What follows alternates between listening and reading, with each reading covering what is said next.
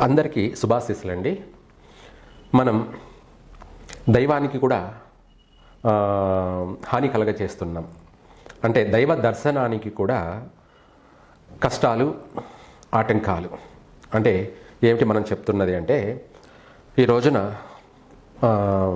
శ్రీ తిరుమల తిరుపతి దేవస్థానం, అలాగే పరమ పవిత్రమైనటువంటి మన అఖండ భారతదేశంలోనే అత్యంత పరమ పవిత్రమైనటువంటి ప్రత్యక్ష దైవం కలియుగ శ్రీ వెంకటేశ్వర స్వామి తిరుమల కొండలు, ఆ 7 కొండల్లో కొలువై ఉన్నటువంటి ఆ యొక్క శ్రీ పద్మావతి సమేత శ్రీ వెంకటేశ్వర స్వామిని దర్శించుకోవడానికి కూడా చాలామందికి, అది భక్తులకి అలాగే హిందువులకి అని చెప్పుకోవచ్చు, భక్తులకి ఆటంకాలు అడుగడుగున. ఎందుకు హిందువులు అని అనాల్సింది వచ్చింది అంటే, మనకు తమిళనాడులో మన దక్షిణ భారతదేశంలో హిందువులపైన కావచ్చు, అలాగే దేవతలపైన కావచ్చు, రాజకీయంగా కావచ్చు, లేదంటే ఇంకా అనేక రకాలుగా ఇతర మతాల వల్ల కావచ్చు హాని కలుగుతుంది. ఎందుకు హాని కలుగుతుంది అంటే, మనకు తమిళనాడులో ఉన్నటువంటి తిరుపకుండ్రం, అక్కడ మనకు మదురై మదురైకి అతి దగ్గర సమీపంలో ఉన్నటువంటి తిరుపకుండ్రం అనే చెప్పేసి 6 దేవాలయాలు. ఈ 6 దేవాలయాలు కూడాను స్వయంభు ప్రత్యక్షమైనటువంటి దక్షిణ భారతదేశంలోనే 6 కొండలు, అంటే 6 మందిగా జన్మించినటువంటి సుబ్రహ్మణ్య స్వామి, ఆయననే షణ్ముఖుడు అని కూడా పిలుస్తారు. షణ్ముఖుడు అంటే 6 మంది, 6 చోట్ల ప్రత్యక్షంగా కొలువైనటువంటి సుబ్రహ్మణ్య స్వామి దేవాలయాలు. అలాగే అందులో మన తిరుమల దేవస్థానంలో కూడా ప్రత్యక్షంగా భూమిపైకి ఆ శ్రీమన్నారాయణుడే దిగి వచ్చినటువంటి ప్రాంతం, అది కూడా 7 కొండలు, అదే తిరుమల దేవస్థానం. అక్కడ తమిళనాడులో ప్రభుత్వం అనేది రాజకీయం. ఈ రాజకీయం ఏమిటి అంటే, క్రిస్టియానిటీ అనే ఒక స్టాలిన్ వాళ్ళ ప్రభుత్వం. వాళ్ళు అక్కడ కార్తీక దీపం వెలిగించుకోవడానికి కూడా, దీపారాధన కూడా వెలిగించకూడదు అని చెప్పేసి ఆంక్షలు విధించినటువంటి షరతుతో కూడుకొని గవర్నమెంటే ఇందులోకి ఇన్వాల్వ్ కావడం. అసలు గవర్నమెంట్కి కూడా ఒక ఆంక్షలు పెట్టాల్సిన సమయం వచ్చింది. గవర్నమెంట్కి కూడా ఆంక్షలు అంటే ఏంటంటే, మీరు మీ పరిధి ఏమిటి, మీరు ఎంతవరకు చూసుకోవాలి, మీరు ఎక్కడ మెయింటైన్ చేయాలి, ఎంతవరకు చూసుకోవాలి, అది అంతవరకు మాత్రమే పరిమితం ఉండేలాగా కూడా ఆంక్షలు విధించాల్సిందే వచ్చింది సమయం. అదేమిటి అంటే గవర్నమెంట్ పైనే. ఎందుకంటే దేవాలయాల పైన, దేవాదాయం పైన, అలాగే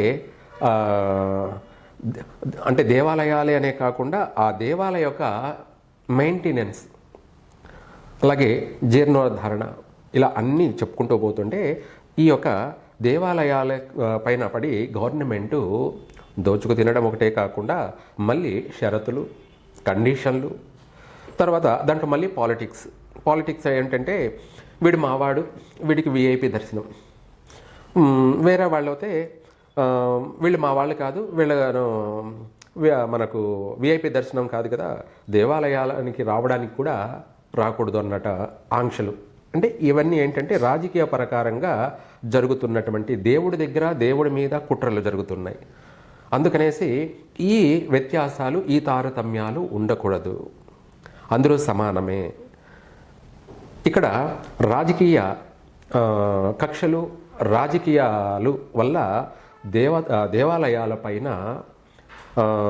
నష్టాలు జరుగుతున్నాయి. నష్టాలంటే ఆర్థిక నష్టాలు కాదు, ఆ గుడికి వెళ్ళాలంటే కూడా భక్తులకి భయం వేస్తుంది అన్నట్టుగా వస్తుందన్నమాట. ప్రతి విషయంలోనూ జోక్యం చేసుకోవడం, ప్రతి దాంట్లోనూ ఇన్వాల్వ్ కావడం, దీనివల్ల దేవాలయాల పరువు ప్రతిష్టలకి, ఆగమశాస్త్రాలకి, దేవాలయ దర్శనానికి కూడా భక్తులకి ఇబ్బందులు వస్తున్నాయి. ఇవన్నీ పక్కన పెడితే మనకు ఇప్పుడు ప్రస్తుతం జరుగుతున్న సిచ్యువేషన్ ఏంటంటే అదే మనం ఇందాక చెప్పుకున్నట్టుగా సుబ్రహ్మణ్య స్వామి దేవాలయం దగ్గర అక్కడ భక్తులు హిందువులు ఎక్కువగా కార్తీక మాసం అంటే అందరికి తెలిసిన విషయమే. స్త్రీలందరూ కూడా పరమ పవిత్రంగా చల్లనీటి స్నానాలు చేసుకొని వాళ్ళ యొక్క కోరికల కోసం, వాళ్ళ యొక్క కుటుంబ అభివృద్ధి కోసం, అటు భర్త అటు పిల్లలు ఇంటి కుటుంబం యొక్క అభివృద్ధి కోసం వాళ్ళు అహర్నిశలు ఉపవాసం కటిక ఉపవాసాలతో దేవాలయం దగ్గరికి వెళితే కూడా దేవాలయం దగ్గర కూడా వాళ్ళకి కష్టాలే. ఆ దేవాలయంలో కూడా వాళ్లకు ఈ సమస్యలు పోలేదు. అక్కడ ప్రశాంతంగా భగవంతుని దర్శనం చేసుకొని దీపారాధన చేసుకొని స్వామివారిని దర్శనం చేసుకుందామంటే కూడా చేసుకోనీయకుండా, అక్కడ గుడిలోకి కూడా వెళ్ళనీయకుండా, అక్కడ దీపారాధన కూడా చేసుకోకుండా కూడా ఆంక్షలు విధించడం జరిగింది.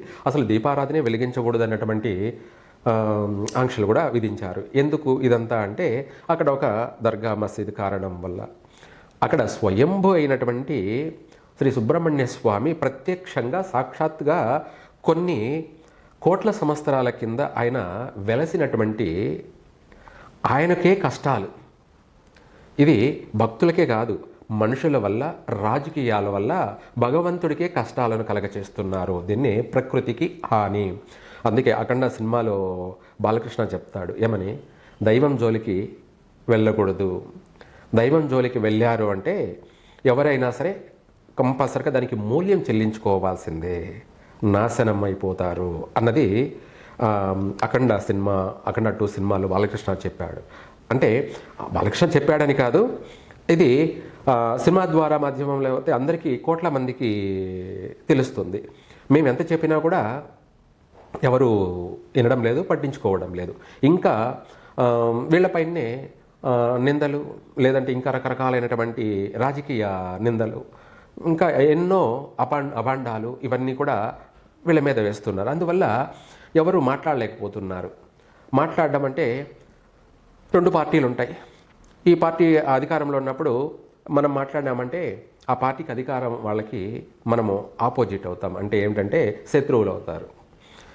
లేదు మాట్లాడలేదనుకోండి ఇంకొక విధంగాను, మాట్లాడితే ఒక విధంగా, మాట్లాడకపోతే ఇంకొక విధంగా వీళ్ళపైన నిందలు. అందువల్ల ఎవరు మాట్లాడాలన్నా కూడా పర్సనల్గా ఇబ్బంది పెడుతున్నాయి రాజకీయాలు. అందువల్లని చెప్పేసి ఏదైనా మాట్లాడాలంటే భయం, మాట్లాడకపోతే మీరు ఎందుకున్నారు అని చెప్పి ప్రజల నుంచి కూడా ఒత్తిడి. ఇలాంటివి గురువులకి, స్వామీజీలకి, పండితులకి, ఇలా అందరికీ కూడా దైవికంగా కూడా ఆటంకాలు, కష్టాలు అడుగడుగున ఎదురవుతున్నాయి. అక్కడ ఇప్పుడు సిచ్యువేషన్ ఏంటి? హిందువులు ఉన్నారా లేరా, ఉన్నట్ట లేనట్ట? తమిళనాడు మన దక్షిణ భారతదేశానికే తలమానికమైనటువంటి భగవంతుని యొక్క ఆలయాలకు నిలవై కొలువై ఉన్నటువంటి తమిళనాడులోనే ఇలా ఉంటే ఇంకా మొత్తం మీద భారతదేశంలో ఇంకా ఎలా ఉంది?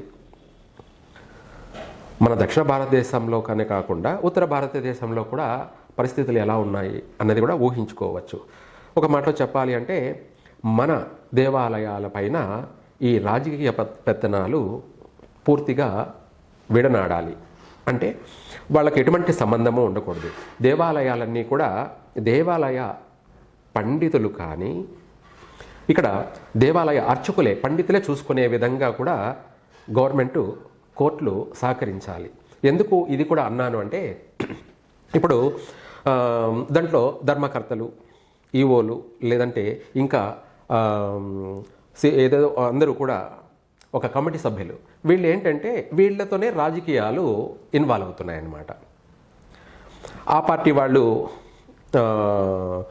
ఆధిపత్యంలో దీంట్లో ప్రదర్శిస్తే ఈ పార్టీ వాళ్ళు ఒప్పుకోకపోవడం, లేదు ఈ పార్టీ వాళ్ళు గెలిచిన తర్వాత ఈ పార్టీ వాళ్ళు గుడిపైన పెత్తనం చేస్తే వాళ్ళు ఒప్పుకోకపోవడం, ఇలా ఈ దేవాలయాల దగ్గర ఈ ఆధిపత్య పోరే, ఈ కమిటీ సభ్యుల వల్లనే ప్రతి దేవాలయానికి ధూపదీప నైవేద్యానికి కూడా ఇబ్బందులు కలుగుతున్నాయి, ఆటంకాలు కలుగుతున్నాయి, నష్టాలు కలుగుతున్నాయి.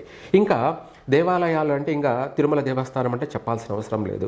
రోజు డైలీ కోట్ల ఆదాయం కాబట్టి అక్కడికి అందరూ సభ్యులుగా ఎందుకు వెళ్తున్నారంటే అక్కడ యొక్క దేవాలయ ఆదాయాన్ని చూసుకొని అందరూ అక్కడికి వెళ్తున్నారు. బెల్లం ఉన్న చోటే ఈగలు, చీమలు, దోమలు చేరుతాయి కదా, అట్లాగే ఈ రాజకీయ నాయకులందరూ కూడా ఆ దేవాలయ పెత్తనాల కోసం, ఆధిపత్యాల కోసం, అక్కడున్న సంపద కోసం మాత్రమే ప్రతి ఒక్కరు కూడా అందులోకి ఇన్వాల్వ్ అవుతున్నారు. ఇక్కడ మనము భక్తిపూర్వకంగా ఇన్వాల్వ్ అయినట్టే ఉంటుంది, అంటే భక్తిపూర్వకంగానే ఇన్వాల్వ్ అయినట్టు ఉంటుంది. కానీ ఎవరు చేసే పని వాళ్ళు చేస్తూ ఉంటారు, ఎవరు చేసే పని వాళ్ళు చేసేస్తూనే ఉంటారు. ఇలా నువ్వు ఇంత తిన్నావు, నువ్వు అంత తిన్నావు, నువ్వు ఇంత దొంగతనం చేసావు, నువ్వు ఇంత దోచేసావు నువ్వు అని వాళ్ళు ప్రశ్నిస్తే, మళ్ళీ వీళ్ళు అధికారంలోకి వచ్చిన తర్వాత వీళ్ళు మీరుండగా ఎంత దోచారు, మీరు ఎంత తిన్నారు, మీరు ఎంత చోరీ చేశారు, స్వామివారి నగలు కానీ, బంగారు ఆభరణాలు కానీ, లేదంటే అక్కడి నుంచి అక్కడికి వచ్చినటువంటి కట్న కానుకలు, వస్త్రాలు కావచ్చు, లేదంటే అన్నీ మొత్తం వీటితో పాటు భూములు కావచ్చు, అన్నిటినీ కూడా మీరెంత దోచుకున్నారని చెప్పేసి వీళ్ళే ఒకరినొకరు కొట్టుకోవడం, తిట్టుకోవడంతో దేవుడికి, దేవాలయానికి అక్కడ భక్తి అనే నామస్మరణతో ఉండాల్సింది ఇప్పుడు రాజకీయ నామస్మరణ జరుగుతుంది. దేవుడి దగ్గర కూడా ప్రశాంతంగా, మనశ్శాంతిగా భక్తులు వెళ్ళి దర్శనం చేసుకుందాము అంటే అక్కడ రాజకీయ నామస్మరణాలు జరుగుతున్నాయి. అందువల్ల ఈ రాజకీయ ఇన్వాల్వ్మెంటే దేవాలయాల దగ్గర ఉండకూడదు. అవి ఉండకూడదంటే ముందు అక్కడ సభ్యులుగా చేరేటువంటి వాళ్ళనే మనము తీసుకోకూడదు. ఇది దేవాలయ అర్చకులకే వదిలేయాలి. ప్రతి దేవాలయం, ప్రతి ఒక్క దేవాలయానికి వాళ్ళు శాశ్వతమైనటువంటి అర్చకులు ఎవరైతే ఉన్నారో వాళ్ళకి ఈ బాధ్యతలన్నీ కూడా అప్పగిస్తే వాళ్ళు అందరినీ సమానంగా చూసుకుంటారు. వీలైనంత వరకు కూడా అందులో కూడా మనము ఎటువంటి విషయాల్లో కూడా ఇన్వాల్వ్ కాకుండా ప్రతిదీ కూడా వాళ్ళకే బాధ్యత అప్పగించినప్పుడు అది మంచి అయినా, చెడైనా, కష్టమైన, నష్టమైన ఏదైనా సరే వాళ్ళు చూసుకుంటారు. అప్పుడే దేవాలయాలు బాగుపడతాయి, దేవాలయ వ్యవస్థ బాగుపడుతుంది. అది అక్కడ అలా ఉంటే ఇక్కడ మనకు తిరుమల, ఇక్కడ తిరునామం అంటాం. తిరునామం అంటే ఆ ఏడుకొండల వాడికి, ఆ శ్రీ వెంకటేశ్వర స్వామికి 3 నామాలు అన్నది 3 దారులు ఉన్నాయి, ప్రధానమైనటువంటి దారులు. అయితే ఈ 3 దారులు ఏమిటి అంటే, మొదటిగా చెప్పాలి అంటే న్యాచురల్గా అన్నమాచార్యులు అంటే కడప జిల్లా రాజంపేట దగ్గర తాళపాక అన్నమాచార్యులు. ఎందుకు అంటే ఆయన సంగీత నామస్మరణలతోటి ఆయన ఎంతోమంది పండితులతో కూడుకొని ఆ యొక్క వెంకటేశ్వర స్వామి పైన సంగీత నామస్మరణలు చేసుకుంటూ, కీర్తనలు పాడుకుంటూ ఈ యొక్క రాజంపేట తాళపాక నుంచి నేరుగా శ్రీ వెంకటేశ్వర స్వామి దగ్గరికి ఆయన పాదయాత్ర చేశాడు. అయితే అప్పుడు పాదయాత్రే కదా, అప్పుడు ఎక్కడివి రైళ్లు కావచ్చు, లేదంటే ఫ్లైట్లు కావచ్చు, బస్సులు కావచ్చు, బైకులు కావచ్చు, స్కూటర్లు కావచ్చు, కార్లు కావచ్చు, ఇవన్నీ ఎక్కడివి? ఆయన హయాంలో ఆయన అనేక సంకీర్తనలు పాడుకుంటూ అద్భుతమైనటువంటి గానంతో నడుచుకుంటూ వాళ్ళు ఈ యొక్క అన్నమాచారి కాలనడక అంటే తాళపాక నుంచి రాజంపేట, అలాగే ఆ మధ్యలో ఎన్నో గ్రామాలు వస్తాయి, పుల్లంపేట, ఆ తర్వాత ఆ మధ్యలో ఇంకా చాలా గ్రామాలు వస్తాయి, రైల్వే కోడూరు నుంచి చెట్టుగుంట, అక్కడ కుక్కలదొడ్డి నుంచి ఆ తర్వాత వెంకటేశ్వర స్వామి దర్శనానికి అక్కడ నుంచి న్యాచురల్ కాలినడకన మొట్టమొదటి నడక దారి అది. అయితే ఇది మొట్టమొదటి నడక దారి ఏమిటి అని కూడా చాలామందికి సందేహం కలగచ్చు. ఈయన పండితుడు, బ్రాహ్మణుడు, లేదంటే సంగీతపరుడు, ఆయన వేద బ్రాహ్మణుడు. ఆయన నడిచిన దారి ఆయన కంటే కూడా ముందు నుంచి నడుస్తూనే ఉన్నారు, అంతకంటే ముందు నుంచి కూడా ఎంతోమంది నడుస్తూనే ఉన్నారు. వాళ్ళు నడుస్తున్న దారినే ఈ అన్నమాచారి కూడా నడిచాడు. ఆ దారిన నడిచి ఆ యొక్క స్వామి సన్నిధానానికి వెళ్ళాడు, దేవాలయం దగ్గరికి. అయితే ఆ దారినే ఎంతోమంది కూడా నడుస్తూ ఉన్నారు. అది న్యాచురల్ దారి. ఆ దారినే నేను కూడా దాదాపు 1994 నుంచి 96 మధ్యలో కూడా ఆ కాలినడక నడిచి వెళ్ళాను. ఆ నడక వెళితే ఎలా ఉంటుంది అంటే ప్రకృతి ఆనందంతో, అప్పుడు అక్కడెక్కడ ఏనుగులు కావచ్చు, పులులు కావచ్చు, చిరుత పులులు కావచ్చు, ఎలుగుబంట్లు కావచ్చు, ఎక్కడ కనిపించలేదు. ఏవి కూడా ఎవరిని దాడి చేసిన దాఖలాలు అప్పటి నుంచి ఇప్పటి వరకు కూడా లేవు. అయితే ఆ దారి నడుచుకొని వెళితే అక్కడ తిరుమల తిరుపతి దేవస్థాన చైర్మన్గా రాజంపేట దగ్గర ఆకేపాడు అని చెప్పేసి ఆకేపాడు గోపాల్ రెడ్డి అని చెప్పేసి ఆయన చైర్మన్గా ఉన్నాడు. అప్పుడు నేను అక్కడి నుంచి నడుచుకొని వెళ్ళి ఆయన దగ్గరికి వెళ్ళాను. అప్పుడు ఇంత ఆర్భాటాలు లేవన్నమాట, ఎవరు లేరు. ఆయన పీస్ఫుల్గా ప్రశాంతంగా ఆయన ఒక్కడే ఉన్నాడు ఆఫీస్లో. వెళ్ళి కలిశాను. ఇట్లా నేను రాజంపేట నుంచి నడిచి వచ్చాను, కాలినడకన వచ్చాను అని అంటే, అప్పుడు వెంటనే ఆయన లేచి మనకు ఎంతో ఒక చైర్మన్గా ఉండి ఆయన లేచి మనకి ఆతిథ్యం ఇచ్చి, తర్వాత దర్శనానికి విఐపి దర్శనం అని ఇప్పుడు అంటారు, అప్పుడు ప్రత్యక్షంగా స్వామివారి దర్శనానికి పంపించాడు. అదే కాకుండా ఆయన దాంతోపాటు ఉండడానికి స్టే చేయడానికి కూడా అక్కడ మనకు వసతి గదిని కూడా కల్పించాడు. ఆయనే స్వయంగా కల్పించాడు. అంటే ఒక చైర్మన్గా ఉండి ఇలా నడిచి వెళ్ళామనేటప్పటికీ ఆయన ఎంత సంతోషపడ్డాడు. ఆకేపాడు గోపాల్ రెడ్డి అని చెప్పేసి ఆయన, నాకు తెలిసి పసిపిల్లల మనస్తత్వం లాగా అనిపించింది. నేను చిన్నవాడిని, నా వయసు మహా అంటే 25 లోపు ఉంటాయి. ఆయన అప్పటికే దాదాపు 75 సంవత్సరాల పైబడి వయసు ఉన్నటువంటి వ్యక్తి. ఆయన మనం చూడగానే మనం ఇలా నడిచి పాదయాత్రతో వచ్చామని చెప్తే ఎంతో సంతోషపడి దైవ దర్శనానికి స్వయంగా ప్రత్యక్షంగా పంపించాడు, డైరెక్ట్గా పంపించాడు. అలాగే మనకు అక్కడ ఆతిథ్య గృహాన్ని కూడా వసతిని కల్పించాడు. అంత గొప్ప మనస్తత్వం అనేది ఆ యొక్క చైర్మన్గా ఆయనకు ఆ భగవంతుడు ఆ మంచి మనస్సును ఇచ్చాడు చూడండి. అది మనస్తత్వం, అది చైర్మన్ అంటే. దేవాలయ చైర్మన్లు అంటే ఏంటంటే భక్తుల యొక్క వసతులు కల్పించడం, ఎవరు ఎలా ఇబ్బందులు పడుతున్నారో వాళ్ళ అవసరాలు, వాళ్ళ ఇబ్బందులను తీర్చడం అన్నదే ఆ దేవాదాయ శాఖకు సంబంధించిన చైర్మన్ యొక్క బాధ్యత. మిగతా వాళ్ళు ఏం చేశారు, ఎలా చేశారు అనేది పక్కన పెట్టేస్తే, వాళ్ళు ఏం చేసినా అది మంచి క్రెడిట్ అవుతే అది చైర్మన్కే దక్కుతుంది. లేదంటే వాళ్ళు చేసే తప్పుల వల్ల అది కూడా చైర్మన్కే వస్తుంది. మంచైనా చెడైనా కూడా ఆ యొక్క దేవాలయ బాధ్యతలు అప్పగించినటువంటి ఆ చైర్మన్కే వస్తాయి. కానీ అప్పుడు ఎటువంటి ఆయన పైన నాకు తెలిసి వరకు ఎటువంటి నిందలు సమస్యలు లేవు. ఆయన కూడా భక్తిపూర్వకంగానే ఆ దేవాలయానికి, తిరుమల దేవస్థానానికి చైర్మన్గా ఎంతో సేవలను అందించాడు. అప్పుడు మాకు తెలుస్తుంది, చిన్న వయసు అయినటువంటి మాకే, దాదాపు 24-25 సంవత్సరాల వయసు ఉన్న మాకే ఆ వయసు అనేది యంగ్. ఆ సమయంలో మనకిచ్చిన ఈ విలువ, మనకిచ్చినటువంటి రెస్పెక్టు, దానికన్నా ముందు ఆ భగవంతుడిని దర్శనం కల్పించడం అనేది ఎంత గొప్ప మనస్తత్వం అయితే అలా చేస్తారు. అట్లా ఎంతమందికి చేశారు. అక్కడ మనం ఒక్కరికి ఎలా చేశారంటే అలాంటి ఎంతమందికి చేశారు. అది గొప్ప మనస్తత్వం, అది చైర్మన్కి ఉండవలసినటువంటి లక్షణాలు. అయితే ఇక్కడ ఏమిటి ఈ విషయాలు అని అంటే, ముందుగా చైర్మన్ విషయానికి వచ్చేటప్పటికి పక్కన పెట్టేస్తే, ఇప్పుడు ఆ యొక్క కుక్కల దొడ్డి నుంచి నడిచి వెళ్ళేటువంటి మార్గం, అన్నమాచార్యులే నడవడమే కాకుండా దానికి పూర్వం నుంచి కూడా ఎంతోమంది నడిచారు. మళ్ళీ తర్వాత ఆయన నడిచాడు. ఆ తర్వాత ఆ తరం లేదా మా తండ్రులు కూడా నడిచారు. ఎంతోమంది కూడా ఆ దారిన నడిచారు, నడుస్తూనే ఉన్నారు, ఎప్పటికీ కూడా నడుస్తూనే ఉన్నారు. అటువంటి దర్శనానికి వెళ్ళేటువంటి కాలినడకన నడిచేటువంటి ఆ దారిని ఇప్పుడు మూసేశారు. మూయాల్సిన అవసరం ఏమొచ్చింది?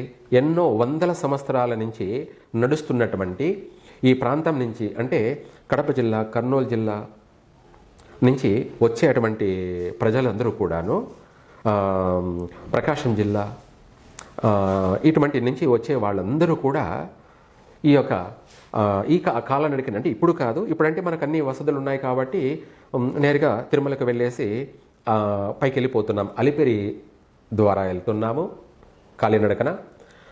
లేదనుకోండి శ్రీవారి మెట్లు అని చెప్పేసి అక్కడి నుంచి కూడా వెళ్తున్నాం. ఇక్కడ 3 మెట్లు దారి, 3 దారులు ఏంటంటే, అటు శ్రీవారి మెట్లు ఒకటి, రెండోది అలిపిరి నడక దారి ఒకటి, 2. ఇప్పుడు ఈ యొక్క కుక్కల దొడ్డి నుంచి అన్నమాచార్యులు నడిచినటువంటి కాలినడక దారి, 3 దారులు అనేదే తిరునామాలు. అంటే 3 నామాలు. ఈ 3 నామాలలో ఒక నామాన్ని కట్ చేస్తాము అంటే అది అపరాధం, అపవిత్రం.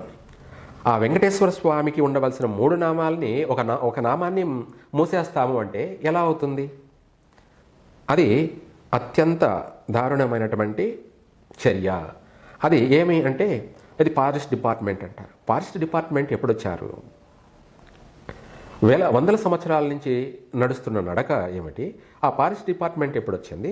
ఇన్నేళ్ళు లేని ఫారెస్ట్ డిపార్ట్మెంటు ఇప్పుడు ఎలా మోస్తారు అంటే అక్కడ వాళ్ళు ఏదో ఏనుగులు దాడి చేశాయి, కొంతమంది ఒకరిద్దరు చనిపోయారు అని చెప్తున్నారు.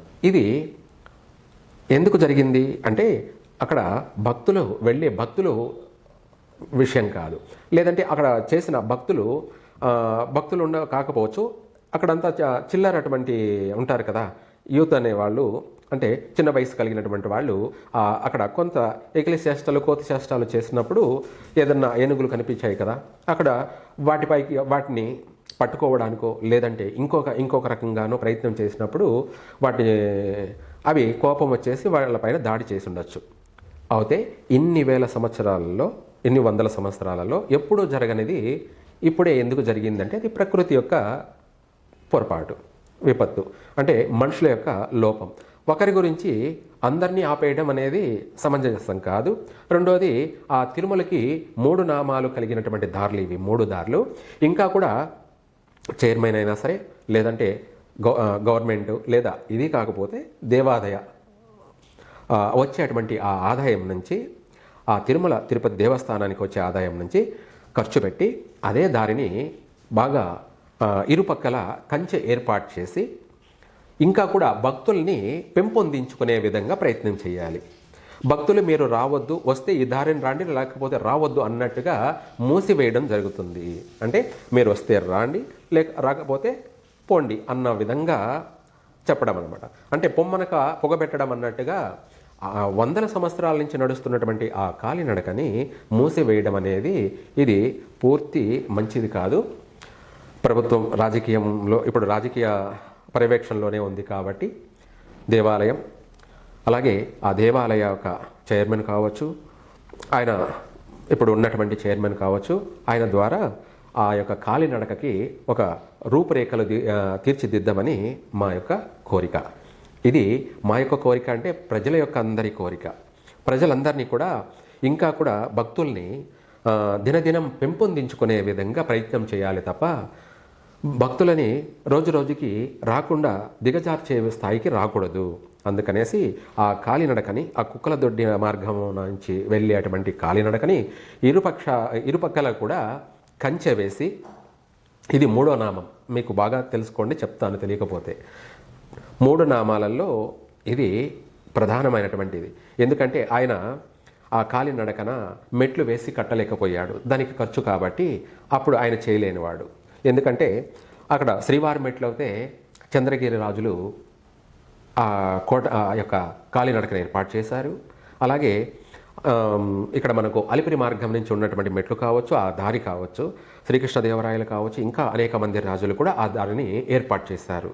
ఎందుకంటే వాళ్ళు రాజులు కాబట్టి దైవ దర్శనానికి వాళ్ళు వెళ్ళడానికి, అంతేకాకుండా ప్రతిదినం కూడా భక్తులు అధిక సంఖ్యలో వాళ్ళు క్షేమంగా దేవుణ్ణి దర్శనం చేసుకోవాలి అని చెప్పేసి అటు శ్రీవారి మెట్లు చంద్రగిరి కోట రాజులు కావచ్చు, ఇంకా అనేక మంది కూడా ఆ యొక్క కోట నిర్మాణాన్ని చేశారు. అలాగే ఈ అలిపిరి దారిని వచ్చేసి చాలామంది రాజులు ఈ ఏర్పాటు చేశారు. ఈ దారి ఏమైందంటే కుక్కల దొడ్డి నుంచి ఉన్న దారి, ఏ రాజు ఆ మార్గాన మెట్లు వేయాలి, దీన్ని పునరుద్ధరణ చేయాలి అని చెప్పేసి ఎవరు ప్రయత్నం చేయలేదు. ఇంకా కూడా చెప్పాలి అంటే ఆ ప్రాంతానికి అక్కడ ఎర్రగుంట కోట అని చెప్పేసి, ఎర్రగుంట కోట, వైకోట అంటారు, అక్కడ ఆ రాజు ఆధీనంలో ఉండింది. ఆ రాజు దానికి ఆ దారికి మెట్లు వేసినట్టయితే సరిపోయేది. అయితే ఆ రాజులు కూడా వాళ్ళు కూడా ఆ కోట నుంచి నడుచుకుంటూ వచ్చేవాళ్లే, కానీ ఆ స్వామివారికి మెట్లు వేద్దాం, నిర్మాణం చేద్దామనంతా వాళ్ళు అలాంటి ఆలోచన చేయలేదు, అలా వాళ్ళు నిర్మాణము చేయలేదు. కాబట్టి ఇక్కడ అందరూ పేదవాళ్లే ఈ దారిని వెళ్ళేవాళ్ళు కాబట్టి ఎటువంటి రాజమార్గాలు ఏర్పాటు చేయలేదు. అందుకనేసి ఇప్పుడు అక్కడ ఆ దారి అంతా కూడా మూసివేయడం అనేది అపరాధము. ఆ స్వామివారి దర్శనానికి అత్యంత ఆటంకాలు కలగచేస్తున్నందుకు అందరూ కూడా క్షమాపణ చెప్పుకొని ఆ దారిని మళ్ళీ పునరుద్ధరణ చెయ్యాలి అని చెప్పేసి నేను ప్రజలందరి ద్వారా కూడా నేను కోరుకుంటున్నాను. ఇది ఒకటి. మన తిరుమల తిరుపతి దేవస్థానం పైన ఇటువంటి చర్యలు మరొకసారి జరగకుండా, దేవాలయానికి ఆటంకము జరగకుండా, దేవాలయానికి వెళ్ళేటువంటి ప్రజలు అంటే ఇప్పుడు మనం చెప్పుకుంటున్నాం కడప జిల్లా మొత్తం, కర్నూలు జిల్లా కావచ్చు, కడప జిల్లా కావచ్చు, ఇంకా అనేక గ్రామాల నుంచి ఆ దారిన కాలినడకతో స్వామివారిని చేరుకుంటూ ఉంటారు. కాబట్టి వందల మంది, వేల మంది స్వామివారి దర్శనానికి వెళ్తూ ఉంటారు. కాబట్టి వాళ్ళందరికీ కూడా ఎటువంటి ఆటంకం కలగచేయకుండా అందరూ కూడా ప్రశాంతంగా ఆ యొక్క వెంకటేశ్వర స్వామిని దర్శనం చేసుకొని వాళ్ళు తరించే విధంగా ప్రభుత్వాలు కావచ్చు, లేదంటే దేవాలయ అధికారులు కావచ్చు, వాళ్ళందరికీ వసతి కల్పించాలని చెప్పి కూడా కోరుకుంటున్నాను. అలాగే ఇదే కాకుండా తమిళనాడులో శ్రీ సుబ్రహ్మణ్య స్వామి తిరుప్పకుండ్రం, ఇక్కడ ఈ దేవాలయాన్ని ఇప్పుడు అక్కడ ముస్లింలు లేదా హిందువులు లేదా క్రైస్తవులు చెప్పాలంటే ఇప్పుడు పరిపాలన చేస్తున్న వాళ్ళు హిందువులై ఉండి ఒక నాయ బ్రాహ్మణులుగా హిందువులై ఉండి ఒక క్రిస్టియానిటీకి కన్వర్ట్ అయ్యి, అలాగే ఈ రోజున ఆ దేవాలయానికి ఆంక్షలు విధించారు. ఎందుకంటే ప్రజలందరూ వాళ్ళని ఎన్నుకున్నందుకు ఈ ప్రజలకి తగిన శాస్తి జరగాల్సిందే. లేకపోతే ఆ యొక్క వాళ్ళని ప్రజలు ఎందుకు ఎన్నుకోవాలి, ఎందుకు ఎన్నుకున్నారు? ఈ రోజున అయ్యో పాపం అంటే రేపు వాళ్ళే కాటేస్తున్నారు. మన దేవాలయాలపైన వాళ్ళ పెత్తనం ఏమిటి? ఈ రోజున స్టాలిన్ ప్రభుత్వం దేవాలయాలపైన వాళ్ళు పైకి ఒకలాగా లోపల ఇంకొకలాగా, అంటే దీనికి ఒక సామెత ఉందన్నమాట. అట్లాగే మనం అనుకున్నట్టుగా ఇందాక మా పొలంలో గడ్డి ఉంది, కోసుకొంపోదు రా అమ్మాయి అని చెప్పి ఒక అమ్మాయికి చెప్పాడు. అంటే మామూలుగా వాళ్ళ పాడికి అంటే గొడ్డి గేదకు గడ్డి కోసుకోమని చెప్పాడు.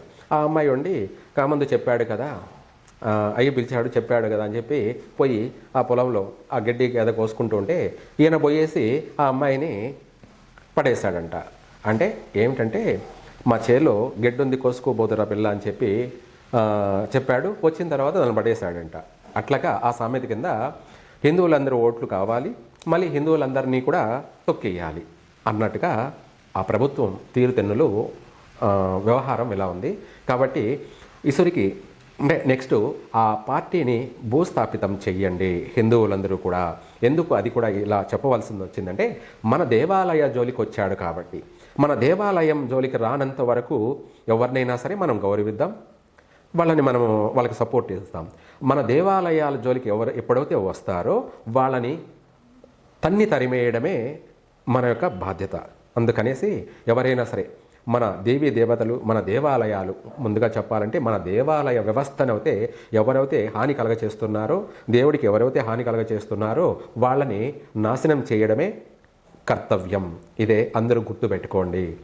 కాబట్టి ఆ యొక్క తమిళనాడులో ఆ యొక్క పార్టీని భూస్థాపితం చేస్తే కానీ మన దేవాలయాలకి మళ్ళీ పునర్వైభవం ఉండదు. ఎందుకంటే ఎన్నో వందల సంవత్సరాల కింద ఆది శంకరాచార్యులు ఈ దేవాలయాలన్నిటినీ మళ్ళీ జీవం పోసుకుంటూ, అన్నిటికీ ప్రాణప్రతిష్ఠ చేసుకుంటూ, అన్నిటినీ పునరుద్ధరణ చేసుకొని వస్తుంటే వీళ్ళు అన్ని దేవాలయాలన్నింటినీ కూడా నాశనం చేసుకుంటూ వస్తూ ఉన్నారు. కాబట్టి తస్మాత్ జాగ్రత్త. అందరూ కూడా మన జోలికి వచ్చినా పర్వాలేదు, ఎందుకంటే దానివల్ల నష్టమేమీ లేదు. భగవంతుడు ఉన్నాడు కాబట్టి ఎవరొకరు ఏదో ఒక రూపంలో మనల్ని కాపాడుతూనే ఉంటాడు భగవంతుడు ఎప్పుడైనా కూడా. అయితే ఏకంగా మన దేవాలయాలు మన దేవుడి జోలికి వచ్చినప్పుడు అప్పుడు మనమే వాటిని కాపాడుకోవాలి. అంటే ప్రతి ఒక్కరు కూడా కాపాడుకోవాల్సిన బాధ్యత ఉంది. అందరూ కూడా ఇలాంటి ప్రయత్నాలు చెయ్యండి. ఏమిటి ఆ ప్రయత్నం అంటే, నెక్స్ట్ ఆ పార్టీని రాకుండానే చూసుకోండి, ప్రతి దేవాలయాలని కాపాడుకోండి. అంతేకాకుండా మన తిరుమల తిరుపతి దేవస్థానం యొక్క ఎన్నో వందల సంవత్సరాల నుంచి జరుగుతున్నటువంటి ఆ కాలినడకను మూయడం అనేది ఒకరి మీద ఒకరు పెట్టుకోవడం. గవర్నమెంట్ అడిగితే ఫారెస్ట్ డిపార్ట్మెంట్ ఇది మాకు సంబంధం లేదంటారు, ఫారెస్ట్ డిపార్ట్మెంట్ని అడిగితే రాజకీయ నాయకులది మాకు సంబంధం లేదు అని వీళ్ళు అంటారు. ఇలా ఒకరిని ఒకరు మీద వేసుకుంటూ మొత్తం మీద ప్రజలకి దేవుడికి నష్టాన్ని కలగచేస్తున్నారు. కాబట్టి దాన్ని అందరూ కూడా చర్య తీసుకొని ఆ దారిన పునరుద్ధరణ చెయ్యాలి. అందరూ కూడా వేలాదిగా ఆ కాలినడకన స్వామివారిని దర్శించుకోవడానికి ఆ దారిన మార్గాన నడవండి. ఇదే నా యొక్క సందేశం. సర్వే జన సుఖినో భవంతు.